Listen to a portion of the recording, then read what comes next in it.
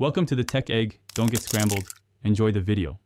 You'll start by getting the iPad and controller ready. Update iPad OS and enable Bluetooth so pairing works smoothly.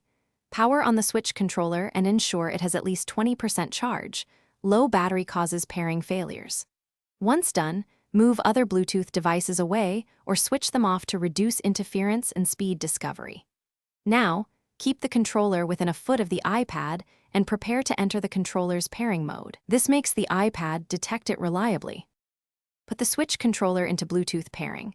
For a Pro controller, press and hold the small sync button on top until the lights blink. For Joy-Con, press the sync button along the rail until LEDs flash. Then, on your iPad, open Settings and tap Bluetooth. Wait while the iPad scans. When the controller name appears, tap it to pair.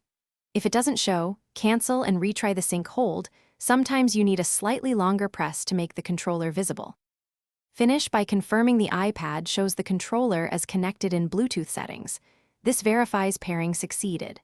Next, launch a controller-compatible game or a simple gamepad tester app to validate buttons, sticks, and triggers. If input lags or some controls don't respond, make sure no phone hotspot or other wireless conflict exists. Toggle Bluetooth off and on, or choose Forget this device and repeat pairing. One key